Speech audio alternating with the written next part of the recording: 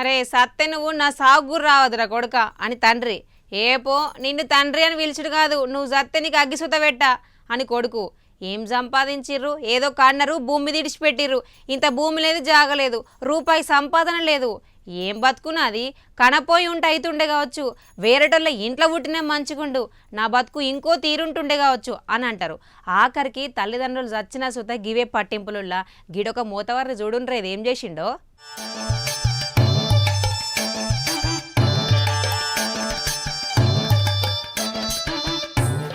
కడుపున పుట్టిన కొడుక లేక కసాయి కాటి కాపరా?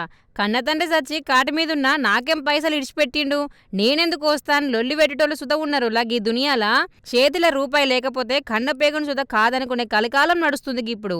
అరే కొడుకు లేకపోతేనేం కూతురి పులి బిడ్డ లెక్క ముందట నిలబడ్డది.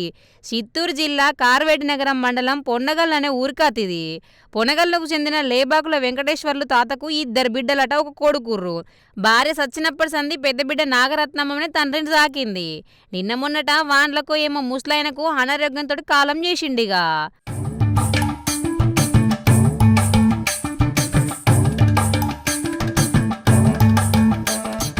మీ అయ్య చచ్చిండ్రా కొడుక, ఒకసారి చూపు చూసి తలకొర్రు పెట్టు అని చెన్నైలున్న కొడుకు ఫోన్ కొడితే ఆయన ఇచ్చిన ఆన్సర్ చూస్తే దిమాగ్ ఖరాబ్ అవుతుందిలా. నా కోసం ముసలోడు ఏం సంపాదించిండు, నాకేం లాభం ఉంది, నేను రాను పాడను మోయనని ఫోన్ పెట్టేసిండట. కన్న కడుపుకు ఎంత ద్రోహం చేసిండు కదనుల్లా. చెన్నైలుండంటే కారణం అయ్య కాదా, పెంచి పెద్ద చేయలేదా? పాపం ఇక కొడుకు రాలే అని చుట్టాలంతా ముఖం సీదరించుకున్నారు కానీ పెద్ద బిడ్డ నాగరత్నమ్మను మాత్రం మెచ్చుకుర్రుల్లా. మా తండ్రిని అనాథగా ఇడిచిపెట్టా, నువ్వు రాకపోతే మానే, నేను నా తండ్రి కొరు పెడతానే కొడుకు జాగని బిడ్డే తీసుకుంది పంట కింద బాధను దిగమింగుకుంటా.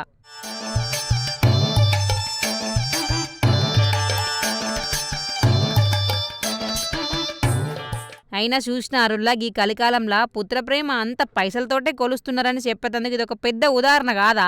కన్న తల్లిదండ్రులను ఆఖరి నిమిషాలను ఆదరించాల్సింది పోయి ఆస్తుల కోసం తలకొరివి సుతం పెట్టమనబట్టే. కానీ బిడ్డ మాత్రం అన్ని బాధలు దిగమింగుకొని కొడుకు లెక్క మారి తండ్రి కొరువు పెట్టింది. శబాష్ అనాల్సిందేగా.